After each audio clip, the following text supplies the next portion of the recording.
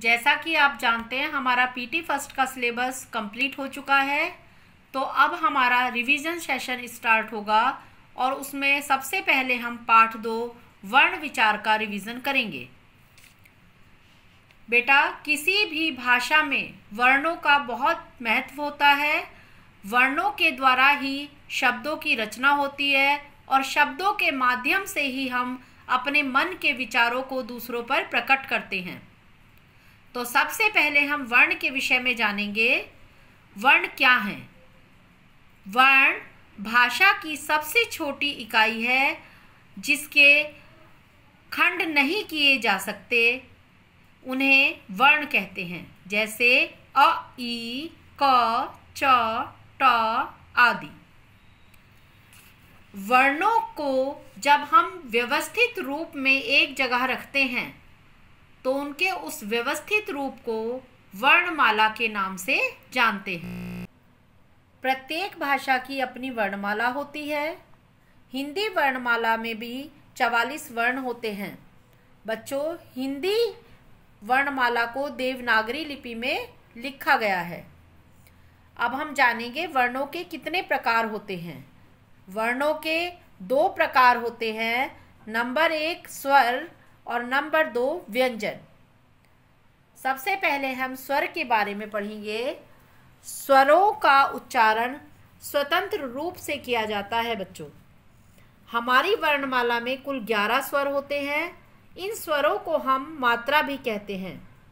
स्वरों के अतिरिक्त 2 अयोगवाह होते हैं, जैसे अंग और आहा।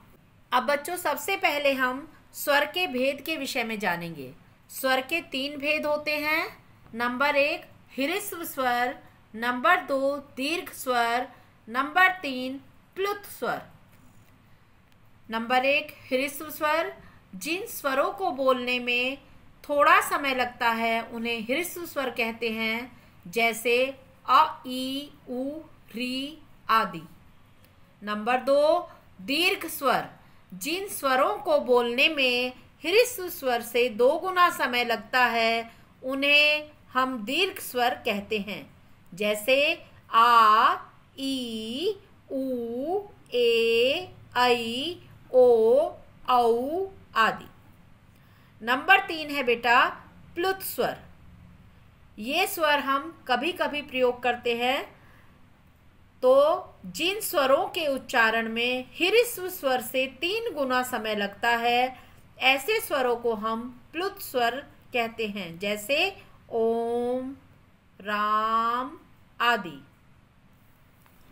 बेटा, हमारी हिंदी वर्णमाला में जो 2 अयोगवाह होते हैं उनका उच्चारण स्वरों के बाद होता है और ये व्यंजनों के साथ जुड़ते हैं। इन्हें हम अनुस्वार और अनुनासिक के रूप में प्रयोग करते हैं। अनुस्वार। अनुस्वार के उच्चारण में हवा नाक से निकलती है। अनुस्वार जिस व्यंजन से पहले लगाए जाते हैं उसी व्यंजन के वर्ग की जो अंतिम ध्वनि लिखी होती है उसे अनुस्वार के रूप में प्रयोग किया जाता है। जैसे बच्चों, हमारी वर्णमाला में का वर्ग है। का वर्ग में जो हमारा 5वां व्यंजन है क, ख, ग, घ, इया, उस व्यंजन को हम अनुस्वार के रूप में प्रयोग करते हैं। यहाँ पर अनुस्वार, जैसे कंघा, यहाँ पर अनुस्वार घा व्यंजन से पहले लगा है तो घा व्यंजन का वर्ग में आता है और का वर्ग का 5वां अक्षर अंगा है। अतः यहाँ पर अनुस्वार का प्रयोग अंगा के स्थान पर हुआ है। चलिए नंबर 2 विसर्ग। विसर्ग का प्रयोग केवल संस्कृत के तत्सम शब्दों में होता है। इसका उच्चारण ह की तरह किया जाता है, जैसे अतः, प्रातः, संभवतः आदि। अब बच्चों, हम व्यंजन के बारे में जानेंगे। जिन वर्णों के स्पष्ट उच्चारण के लिए स्वरों की सहायता लेनी पड़ती है और उच्चारण करते समय हवा मुख में रुकती हुई बाहर निकलती है उन्हें हम व्यंजन कहते हैं। उच्चारण के आधार पर व्यंजनों के 3 भेद होते हैं।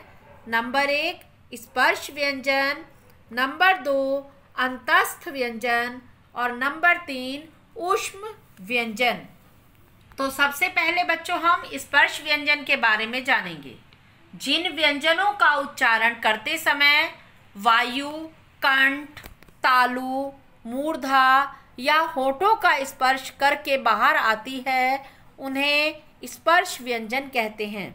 हमारी वर्णमाला में स्पर्श व्यंजनों की संख्या 25 है और इन व्यंजनों को इनके वर्ग के पहले व्यंजन के नाम से भी पुकारा जाता है। नंबर 2 अंतस्थ व्यंजन। अंतस्थ शब्द का शाब्दिक अर्थ है बीच में स्थित होना।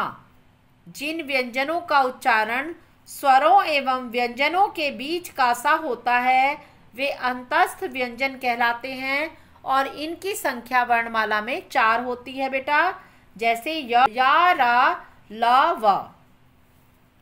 नंबर 3 ऊष्म व्यंजन। जिन व्यंजनों का उच्चारण करते समय हवा मुख में रगड़ खाकर ऊष्मा उत्पन्न करती हुई तेजी से बाहर निकलती है उन्हें ऊष्म व्यंजन कहते हैं। ऊष्मा का अर्थ है बेटा गर्माहट, जैसे श, श, स, ह। तो ये तो बेटा हुए हमारे व्यंजनों के प्रकार। अब हम पढ़ेंगे संयुक्त व्यंजन। संयुक्त व्यंजन में बेटा 2 अलग अलग व्यंजनों को मिलाकर एक नए व्यंजन का निर्माण होता है जो संयुक्त व्यंजन कहलाते हैं। जैसे क प्लस श प्लस आ, इससे क्षत्रिय शा क्षत्रिय का संयुक्त व्यंजन का निर्माण होता है। ता प्लस रा प्लस आ से त्रिशूल का निर्माण होता है। ज प्लस इया से प्लस आ से ग ज्ञानी का निर्माण होता है। शा प्लस रा प्लस आ से शाश्रम का निर्माण होता है। तो इस तरह से हमारी वर्णमाला में 4 संयुक्त व्यंजन होते हैं। अब बेटा हम पढ़ेंगे द्वित व्यंजन कौन से होते हैं। एक ही व्यंजन जब स्वर रहित और स्वर सहित मिलते हैं, जब एक जैसे 2 व्यंजन, एक में तो स्वर जुड़ा होता है और एक में स्वर नहीं होता, ऐसे व्यंजनों को जब हम मिलाकर व्यंजन बनाते हैं तो उन्हें हम द्वित व्यंजन कहते हैं। अब बारी आती है संयुक्त अक्षर। संयुक्त अक्षर में बेटा एक व्यंजन स्वर रहित होता है और एक व्यंजन स्वर के साथ होता है।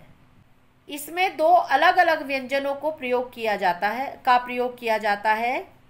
जैसे अगर हम दा व्यंजन लें, दा व्यंजन बिना स्वर का लिया और या व्यंजन हमने स्वर के साथ लिया तो इससे जो शब्द बना वो हुआ द्य। तो इस प्रकार 2 अलग अलग व्यंजनों को हम लेंगे। इसमें एक स्वर के साथ होगा और एक बिना स्वर के होगा।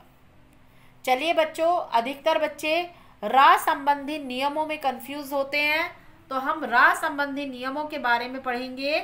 बेटा जब रा किसी अन्य स्वर रहित व्यंजन के साथ जुड़ता है तो वह वर्ण के नीचे पाई के साथ पदेन के रूप में जुड़ता है।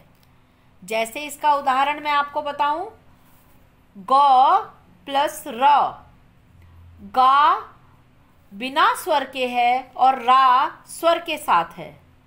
तो गा के साथ जब रा नीचे, गा के तुरंत बाद जब रा व्यंजन की आवाज आई तो वह रा गा की जो पाई है उसके नीचे पदेन के रूप में लग जाएगा।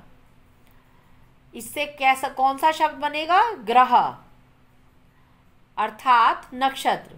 नंबर 2, रा जब स्वर से रहित होकर, रा के अंदर जब स्वर नहीं होता, किसी सस्वर व्यंजन के साथ जुड़ता है, जो दूसरा व्यंजन है वह स्वर के साथ है, तो उस वर्ण के ऊपर रेफ के रूप में लग जाता है। नंबर 3 इसका नियम है, रा जब बिना पाई वाले स्वर रहित व्यंजनों वर्णों के साथ जुड़ता है। अब बिना पाई वाले 2 ही व्यंजन हैं बेटा, टा और डा। जब उनके साथ रा जुड़ता है तो ट्रायंगल के रूप में उनके नीचे जुड़कर नए शब्दों का निर्माण करता है। नंबर 4 री, रा ऋषि। इस वर्ण की ध्वनि री के समान है। मात्रा के रूप में इसका प्रयोग पाई के नीचे घुमाकर किया जाता है। जैसे हम पृथ्वी में री की मात्रा लगाते हैं, दृश्य में री की मात्रा लगाते हैं, कर्व देकर उसे घुमा देते हैं। तो बच्चों ये तो हुए हमारे र के नियम। अब हम पढ़ेंगे वर्ण विच्छेद किस प्रकार किया जाता है। बच्चों, शब्दों में प्रयुक्त स्वर एवं व्यंजन को अलग अलग लिखने की जो प्रक्रिया है उसे हम वर्ण विच्छेद कहते हैं। वर्ण विच्छेद करते समय जब हम किसी वर्ण से स्वर को अलग करते हैं तो उस वर्ण के नीचे हलंत का प्रयोग किया जाता है और स्वर के नीचे हलंत का प्रयोग नहीं करते। तो इस तरह से शब्दों का हम वर्ण विच्छेद करते हैं। तो बच्चों, इस तरह से हमारे वर्ण विचार का रिवीजन कंप्लीट हुआ। इससे संबंधित एक्सरसाइज वर्क आप करेंगे और उसका अभ्यास करने के बाद ही आपको पता चलेगा कि वर्ण विच्छेद किस तरीके से किया जाता है। इसका अभ्यास कार्य करना बहुत ज़रूरी है। Thank you. Have a nice day.